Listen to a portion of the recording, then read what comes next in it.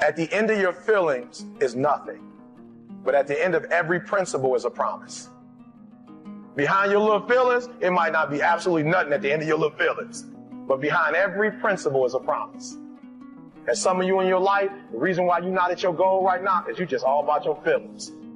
You all on your feelings. You don't feel like waking up. So who does? Every day you say no to your dreams, you might be pushing your dreams back a whole 6 months, a whole year. That one single day, that one day you didn't get up could have pushed your stuff back I don't know how long. Wonder what would happen to your life. Now think about it a minute. There's a lot of things you could take from me and I could make it. You could take my suit, I got another one. You could take my car, I could get another one. You could take my house, I could get another house. But when you take my time, you have taken something from me that is totally irreplaceable. We take all kind of classes for money management. We know how to manage our money. We know how to repair our houses. We're working on our hair and our bodies and all of this kind of stuff. We do everything except the most important thing is to value our time. It takes time to be creative. If you had time, you would be creative. But in the absence of time and with busyness and clutter and the phone ring, you all got music playing on your phone, all kinds of stuff. And no matter what kind of song you put on it, after a while you hate to hear it because every time you hear that sound, you know it's somebody else wanting something else from you that's taking you away from what you are gifted and created. If you want to make your dream become reality, the people that are running at their dreams know that it's possible that you can live your dream, that it's necessary, that you're relentless, that you have a plan of action, that you are creative. The people that are living their dream are finding winners to attach themselves to. The people that are living their dreams are the people that know that if it's going to happen, it's up to them. And they're resolving within themselves, it's not over until I win. The people that are running after their dream know they're going to have hard times. They keep on running because they're saying within themselves, I'm the one, no matter how bad it is or how bad it gets, I'm going to make it. The people that are running after their dreams are the people that are hungry. Hunger is the ultimate driver. If you're hungry, you can get the strategy, you can get the answer. If you can't model it, you can find it. Motivation gets you going. Discipline, commitment, strong habits is what gets things done. Commit once. You don't need to commit more than once. You commit once to the thing that you're going to do, and then you do it every single day. That everyday method is one of the most powerful methods for reconstructing your entire life.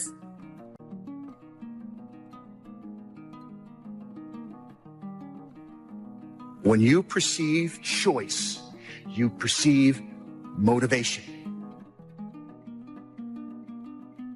You're more motivated. So the deal is, for yourself, sit back and reflect. Be mindful of the choices you have. And talk about being a success seeker rather than a failure avoider. It's all how you talk, how you communicate to yourself and to others. You just can't turn on passion. You can't just turn on the desire to execute a task. It just doesn't work that way. And honestly, that isn't even what motivate means. To motivate actually means to provide a motive, a reason why. When you have a thing that is pulling you through because you're legitimately excited about it, that's when things start to happen. So I find that a lot of times lack of motivation has to do with not structuring your life in a way where you actually care about the outcome. So find that thing, stop judging yourself, because I think everybody at least sees a flicker of interest inside of them, something that they really find interesting and they want to at least explore deeper.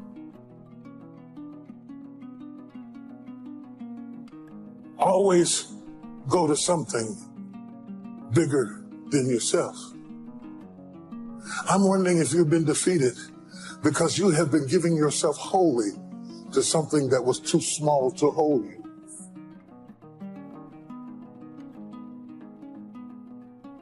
Have you thrust yourself into a glass of water?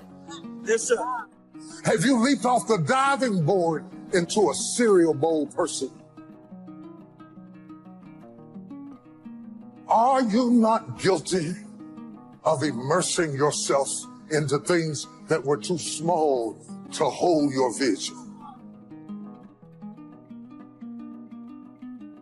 My problem is so many times you've thrown big ideas at small people. You've given big commitment to cereal bowl people. And you're trying to get your sight back from a source that's too small to support what you're willing to put in. Is your investment bigger than the bank? You should see the way you're looking at me. Is the reason you keep being disappointed by people is that you have wholly thrown yourself into something that was too small? Don't let that happen. Get aggressive, be vigilant, attack, and destroy the weakness in your head. Go. Everybody wants to do work when they're feeling strong and they're feeling refreshed. But what's more important is when you actually do the work when you're feeling tired and feeling weak and feeling lazy. When you have those feelings, it's even more important to step up and get some. There are areas within myself where I cannot compromise. I have to hold the line. I am going to work hard. I am going to train hard. I am going to improve myself. I am not going to rest on my laurels. I'm going to own my mistakes and confront them. I am going to face my demons. I'm not going to give up or give out or give in. I am going to stand. I am going to maintain my self-discipline. There will be no compromise. Not now, not ever. Turn your wounds into wisdom. You will be wounded many times in your life. You'll make mistakes. Some people will call them failures. But I have learned that failure is really God's way of saying, excuse me, you're moving in the wrong direction. Real work is to figure out where your power base is and to work on the alignment of your personality, your gifts that you have to give, with the real reason why you're here. That's the number one thing you have to do, is to work on yourself and to fill yourself up and keep your cup full. Keep yourself full. Now, I used to be afraid of that. I used to be afraid, particularly from people who say, oh, she's so full of herself. She's so full of herself. And now I embrace it. I consider it a compliment that I am full of myself. Because only when you're full, I'm overflowing, my cup runneth over. I have so much to offer and so much to give. And I am not afraid of honoring myself. You know, it's miraculous when you think about it.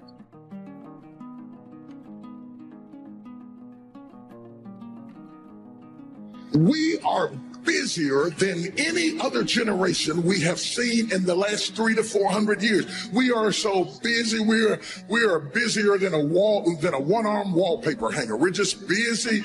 You'll get it later. Don't worry about it. It'll hit you in a minute. We are just as busy as we can be, and we think because we're busy, we're effective. But I want you to challenge your schedule for a minute and ask yourself, are you really being effective? Or is your life cluttered with all kinds of stuff that demands you and drains you and taxes you and stops you from being your highest and best self? And are you substituting busyness and all the chaos that goes along with busyness from being effective?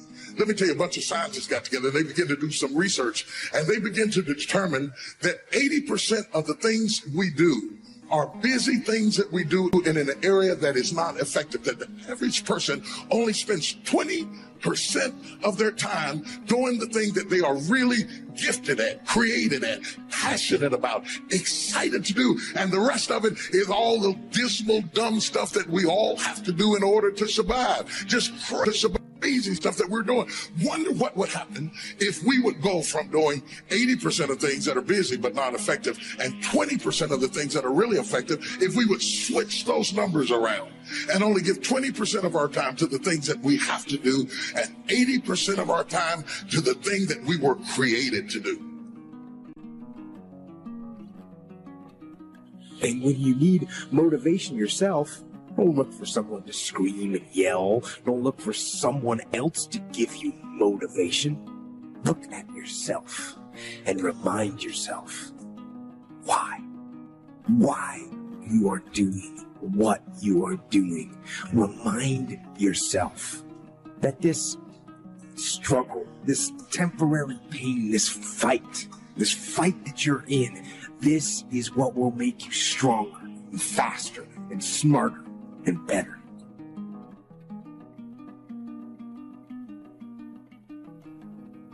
Don't be upset by the results you didn't get from the work you did not do.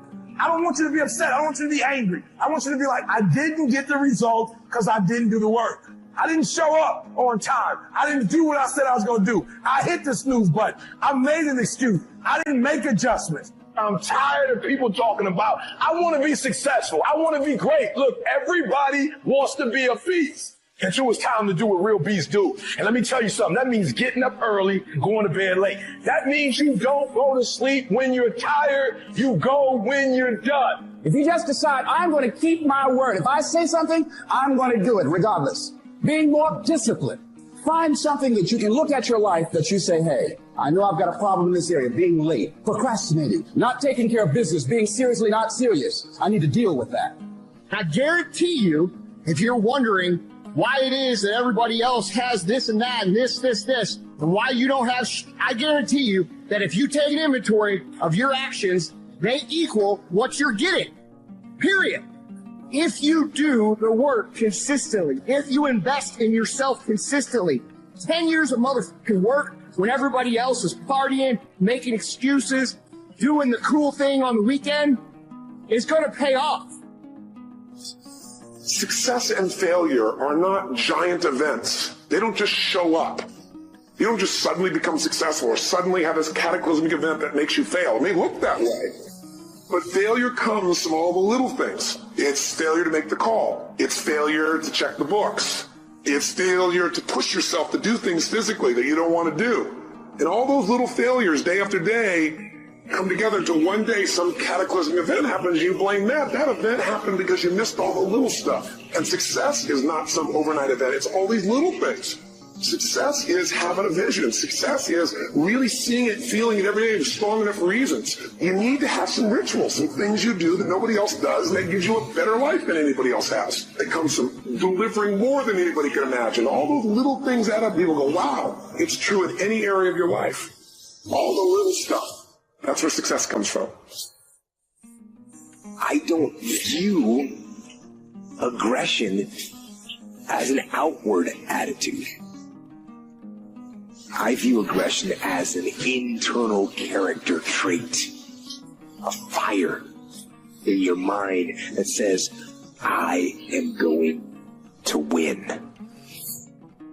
I'm going to fight and I'm going to battle and I'm going to use every tool I have to crush my enemy. And that's what aggression is to me. The unstoppable fighting spirit, the drive, the burning desire to achieve mission success, using every possible tool, every asset, and every strategy and tactic to bring about victory. Aggression is the will to win. And if that kind of internal and relentless aggression is your default mode, then you will win. This isn't easy for anyone. There's a price for victory. And that price is hard work and early mornings and late nights and unmitigated daily discipline in all things. The battle doesn't fight itself. You are the one that has to fight it. You do not have to change who you are to be successful.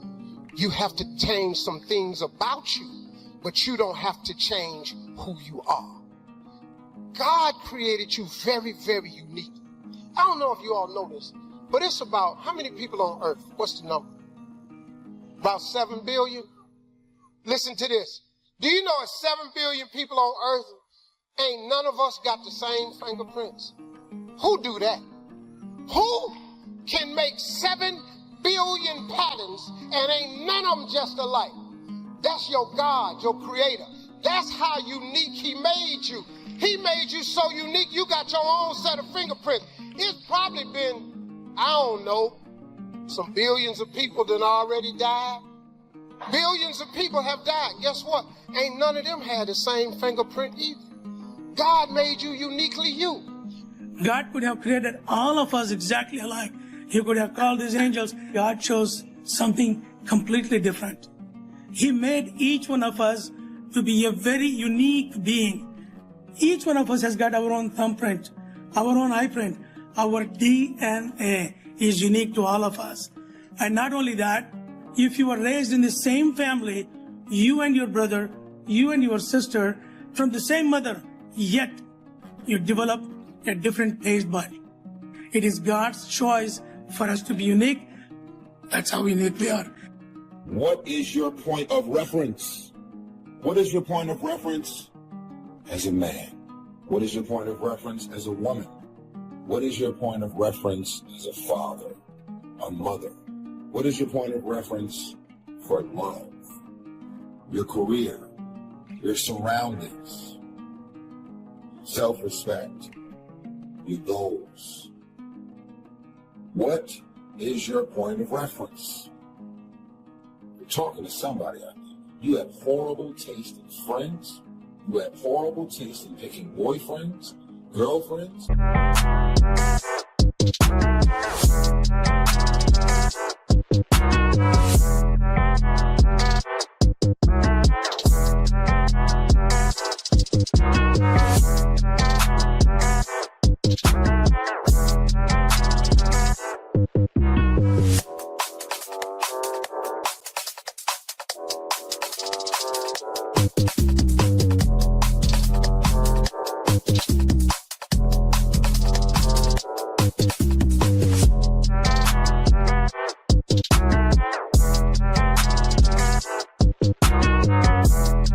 You have horrible taste in trusting people. What is your point of reference? Because you're 21 and older doesn't make you a man. Because you're capable of making a child doesn't make you a mother or a father. If you witness failure all your life, you're either going to decide to break the cycle, or without you being conscious of it, you're a part of the cycle. You have become a duplicate of your mother and your father. You have become a duplicate of everything and everybody that you grew up around. Because why? That is your point of reference. That is the blueprint. You have become your mother and father without you knowing. Here's a little secret. I don't drink. I don't smoke. I don't do any type of drugs, ever. Because my life as a kid was consumed all forms of alcohol and drug abuse. It completely turned me off. I decided I don't want to be like my mom and my dad. People in my family, my boys, my homegirls, my surroundings, I want nothing to do with it. It's a conscious decision. Could have easily became a duplicate. And I wonder how many people there are watching this message right now, and you're trying to do it like someone else. You're trying to be just like somebody else. You're just a copycat, and you're wondering, how come I feel stuck? How come I can't move forward? I got a feeling. Why don't you shut off that other person's armor, and why don't you walk it out the way God called you to walk it out? I am strong. I am talented. I am healthy, I am valuable. Those are not just positive affirmations. You just invoke a blessing on yourself. When you speak it out, you give life to what you're saying. It's not enough to just think this. You don't bless yourself by just dwelling on positive thoughts. Nothing happens until you speak. When you say, I am blessed, blessings come looking for you. When you say, I am prosperous, good breaks start heading your way. You have to say, I am confident, before you're going to feel confident. If you'll say it long enough, what happens is those words get down in your spirit. You believe what you say about yourself more than what anyone else says about you. When you hear yourself day after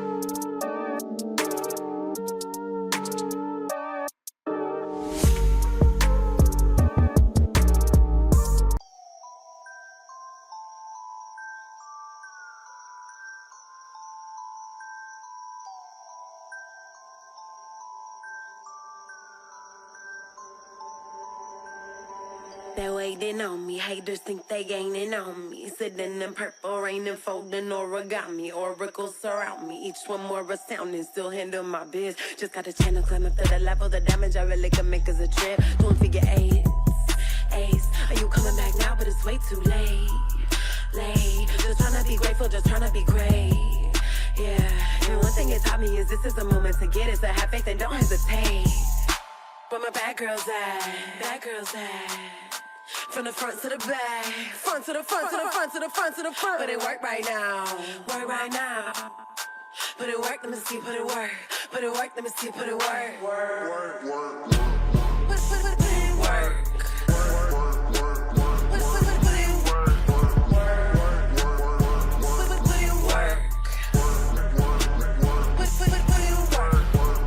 Never land, never let my feet touch the floor. I just flow in my zone, you can't touch us though. Keep it moving, UFO, I just got to go. I can't touch the floor.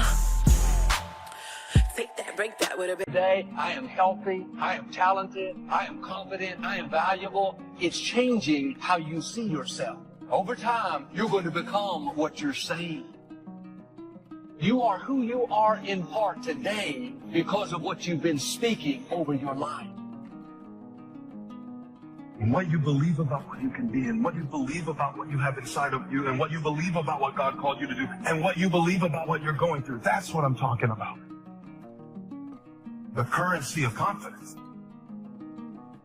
So when you're young, you start borrowing confidence from the wrong places. You borrow confidence from sexual attractiveness. Partner after partner after partner after partner. And rather than ever being in a real relationship, the good part, you have to love somebody for who they are, not what they look like. You take this feeling of, oh, I have somebody, and you borrow the confidence of having somebody. But when you borrow confidence from the wrong places, the interest rate is ridiculous. I'm talking about when you get in a relationship where you have to compromise your values to get your needs met. Y'all, that's worse than the check cash in place. It's an interest rate. And let me tell you another thing. While I got you fired up about all the people that you kept going to because you wanted them to validate you, but they can't because they're not God. They didn't make you. They don't know you like that. And they're all insecurities. So leave them alone and get it from God. You keep trying to borrow confidence from people who have insufficient funds. They can't do it. They can't. As a man, my father was married to my mother for 30 years. I'll find myself looking for someone that reminds me of my mother, because that would be my point of reference. I will find myself trying to do all the things that I witnessed my father as a husband. That's my point of reference. If my father is successful, he's an entrepreneur, he's constantly grinding, starting up new companies, negotiating, and I see him inspired and motivated all the time about life.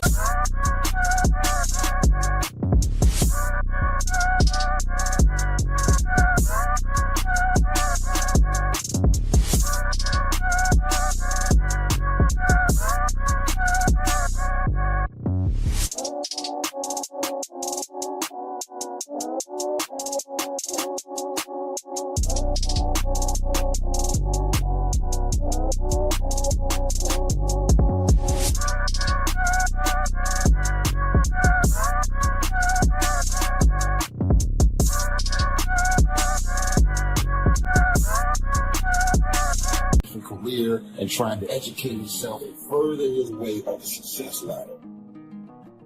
That will become my blueprint and my point of reference for success. And I'll find myself wanting nothing more than a duplicate of my father, because that is my successful point of reference. Have you become the duplicate of your mother? Have you become a duplicate of your father? Have you become a duplicate of your parents, of your environment? See, I believe that we were all born individuals. God made me an individual. My head is not connected to anybody else.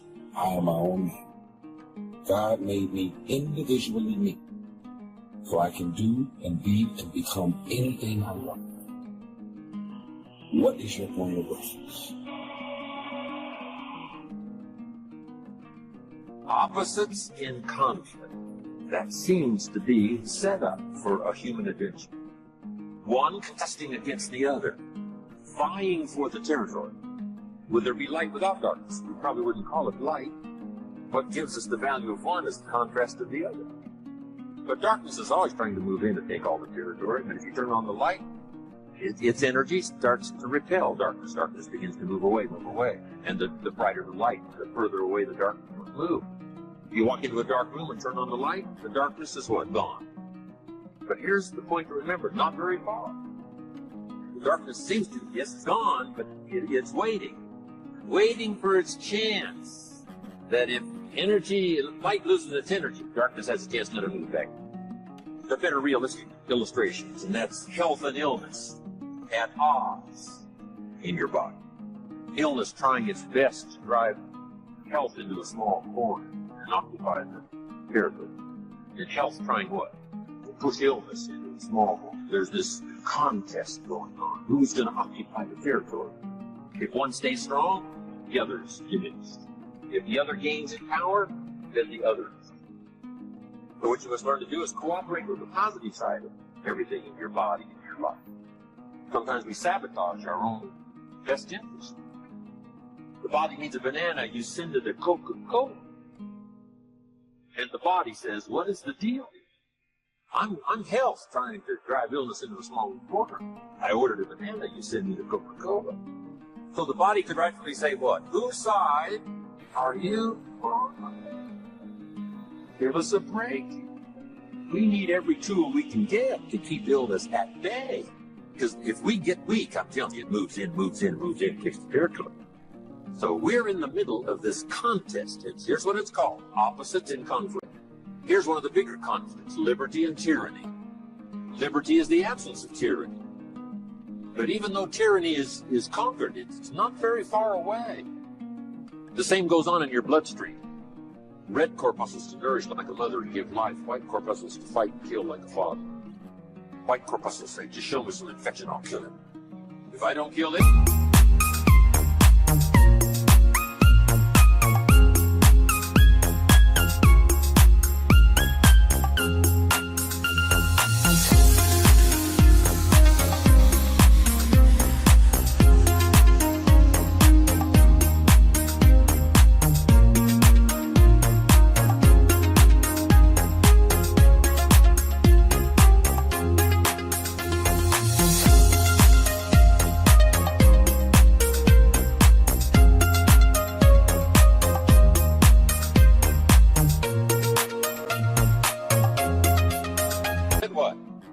get killed, somebody's gonna get killed in this contest, right?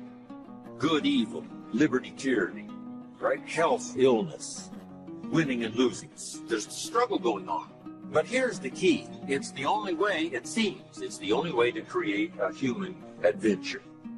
Doesn't seem to be any other way, currently. Now, some speak of a new heaven and a new earth. Maybe the whole arrangement will be different.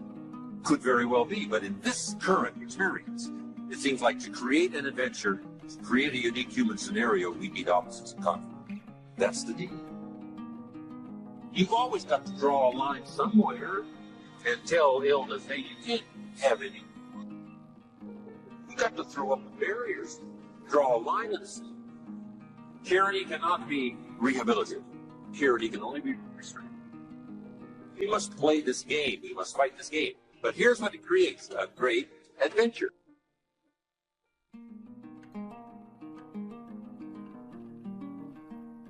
Let me give you the ultimate now. Could you win if you couldn't lose? And the answer is no, it doesn't seem like it. You couldn't call it winning. You can't win if you couldn't lose. So that's the deal now. Negative, positive. Would there be negative or positive without negative? No, it doesn't seem like it. It seems like this is the current setup. The invisible is often more real than the visible. That sometimes the stuff that we collect, that we say is real, is less real than the stuff that we neglect because we can't see it. I'm talking about your state of mind. I'm talking about your relationships with others. I'm talking about the way that you process disappointment, those things. The way that you treat people who can't do anything for you, those things.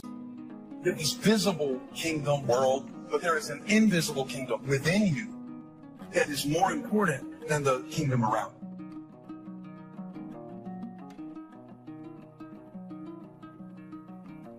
Set your life on fire. Seek those who fan your flames. Don't be hanging with no jank-ass jokers that don't help you shine. The prerequisite for spending time with any person is that they nourish and inspire you. They feed your flame. There's been very few times in my life that I looked left or looked right and didn't find a person who believed and supported me. There's always been a person beside me fanning my flames. Look at your last 5 text messages. Are those people feeding your flames or dousing your fire? The people that you spend time with are going to make or break your dreams. Everybody don't deserve to be around you. Look to the people around you. Are those people throwing logs on your fire or are they pissing on it? You got to defend your light with your life. You can't detach from yourself, and you can't see yourself. And so, how to detach from yourself? How do you learn to do that? A good drill for this is try to imagine the way other people see you, what other people are thinking of you. One place where this happens, that definitely happened to me, is when I started getting put in charge of things. I started thinking about other people's perspectives. If you're in charge, then what kind of representation are they receiving? And if you work for someone else, it's the same questions. What does the boss see me do? What kind of representation am I making of myself to my boss? So the question becomes, how well do you represent yourself? What shortfalls do you have? Now, when you first start looking, it's like you're looking at an overgrown lawn.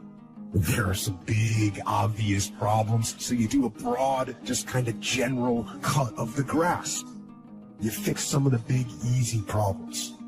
And once you've done that, you've gotten rid of some of those big, obvious problems, you notice some more detailed problems. So you start trying to fix them. You know, for the foreseeable future, it looks like it's been that way as long as we can remember and as long as the history tells us. So, here's what you want to do if you want the adventure. You must learn to play this game. To work with all the positive forces to defeat the negative forces as early and as soon and as much as possible. To contain the ravages of disease that want to take you early. You've got to fight back. You can't just leave it. Somebody says, well, I got my fingers crossed. Not a good philosophy. Jump on the positive side of whatever you want. See if you can't help out.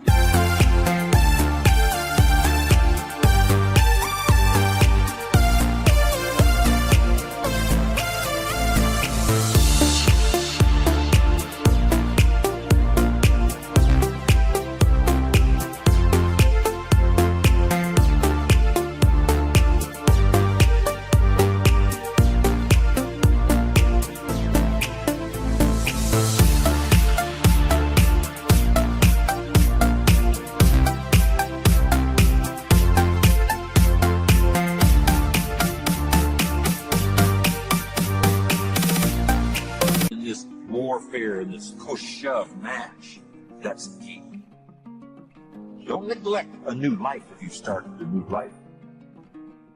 What if you said to a brand new mother, "Where is your baby?" She says, "I have no idea." You would say, "No, that isn't right." If you start a new life, you must care for it. You must protect it. You must give it life, give it nourishment. Now here's the other part. You must protect it. That's why the old wise man said, we must learn to love and hate. Oh, underline it. We must learn to love and hate. And the illustration he used was, you must learn to love good and hate evil. To deal with the weeds in your garden, you've got to hate weeds. You've got to hate them enough to what? Kill them. You can't say, well, poor weeds. Say, no, this ain't the deal, poor weeds. Don't go soft on this stuff. You've got to hate evil.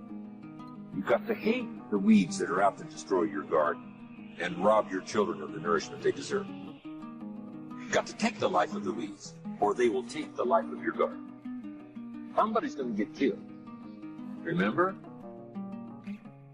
So, learn the good evil. Now, here's the greatest battle in the mind. Here's what you must not become: a victim of yourself. What is that insidious voice inside your own head that says, you're too short, it'll never work for you, you're too tall, right? It's over for you. It's never worked for you before. What gives you any idea that it'll work for you now?